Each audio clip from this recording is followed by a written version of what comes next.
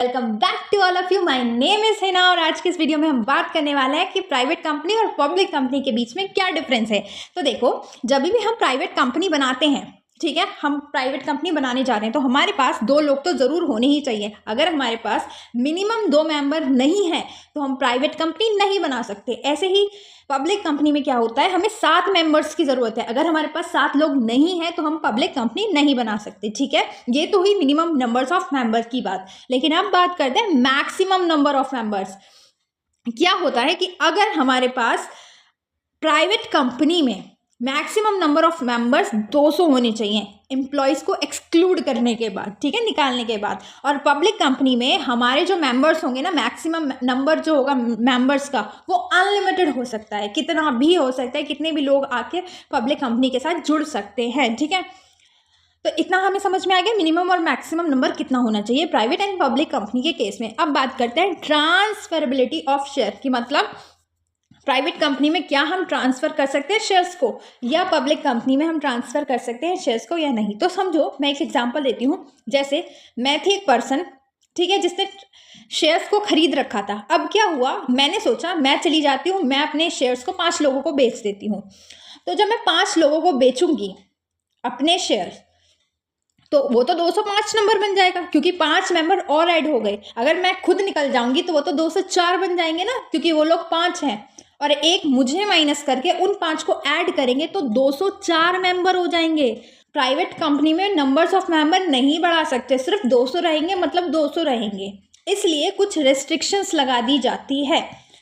अगर यहाँ पे मैं क्या करूँगी, मैं खुद हूँ और मैं एक ही बंदे को, एक ही इंसान को 5 शेयर बेच देती हूँ तो एक ही आएगा, एक ही ऐड होगा तो वो 200 बना देगा। ठीक है, तो कुछ रेस्ट्रिक्शंस बना दी गई हैं प्राइवेट कंपनी के केस में कि हम अगर शेयर को ट्रांसफ़र करेंगे किसी पे तो कुछ रेस्ट्रिक्शंस होंगी।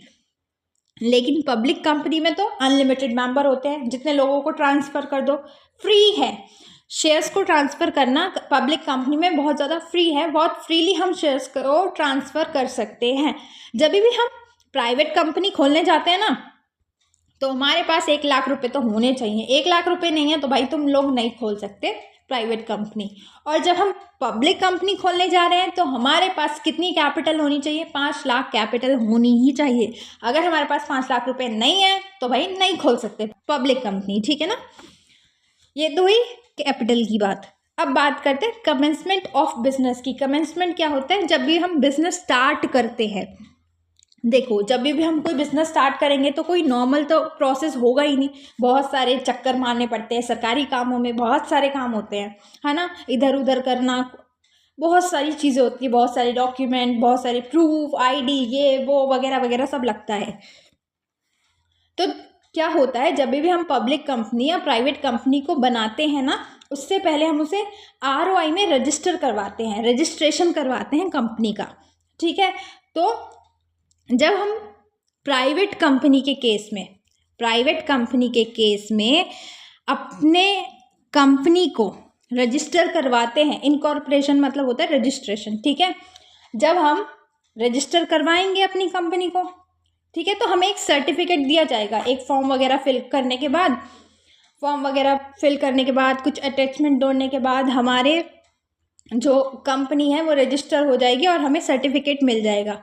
तब क्या कर सकते हैं, उस सर्टिफिकेट के मिलने के बाद हम अपना बिजनेस शुरू कर सकते हैं। हमारी जितनी भी ऑर्गेनाइजेशन में रनिंग एक्टिविटी है, अब उसको कर सकते हैं, परफॉर्म कर सकते हैं। अब हम अपने बिजनेस को चला सकते हैं, रन करवा सकते हैं, सिर्फ ये वाले सर्टिफिकेट मिलने के बाद। ये सर्टिफिकेट मिलने क्या जो प्रोसेस था बहुत इजी था। इसमें हमने एक फॉर्म फिल किया, अटैचमेंट जोड़ी, बहुत सारी चीज़ें नहीं करनी पड़ी और हमारी कंपनी जब रजिस्टर हो गई, रजिस्टर होने के बाद ही, सर्टिफिकेट मिलने के बाद ही हमने शुरू कर दिया बिजनेस, हमने अपना काम शुरू कर दिया।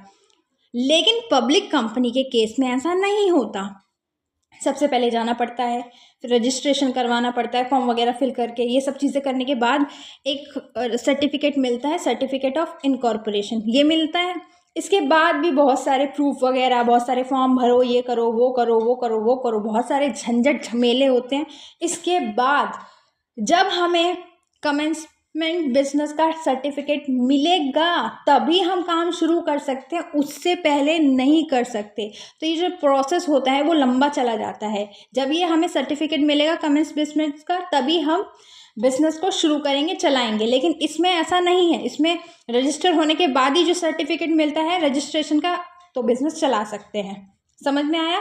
प्राइवेट कंपनी के केस में जो डायरेक्टर्स होते हैं, जो कंपनी को डायरेक्ट करेंगे, जैसे फिल्म डायरेक्ट करने वाला होता है ना डायरेक्टर, वैसे ही जो कंपनी को डायरेक्ट करेगा प्राइवेट कंपनी के केस में, वो 2 चाहिए हमें, 2 तो होने ही चाहिए। और पब्लिक कंपनी के केस में कितने डायरेक्टर होने चाहिए? मिनिमम 3 होने चाहिए। अब बात करते हैं प्रोस्पेक्टस की।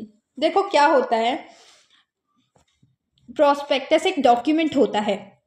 जब भी हम शेयर्स, डिबेंचर्स, स्टॉक, ये सब चीज़ों को इशू करने जा रहे होते हैं ना, उससे पहले एक डॉक्यूमेंट रिलीज करना होता है मार्केट में, जिसका नाम होता है प्रोस्पेक्टस। ये किसको दिया जाता है? जनरल पब्लिक को, जो भी हमारे शेयर्स वगैरह खरीदेंगी उनको दिया जाता है, इशू किया जाता है। ठीक है, इसमें ना सब चीज़ डिटेल वगैरह, कंपनी की डिटेल वगैरह होती है, ये बता रही होता है, ये बता रहा होता है कि हम ये वाला शेयर्स डिबेंचर इशू करने जा रहे हैं। इनवाइट करता है, कहीं ना कहीं ये लोगों को इनवाइट कर रहा है कि हम अब शेयर्स डिबेंचर इशू करने जा रहे हैं, तो आके सब्सक्राइब कर लेना।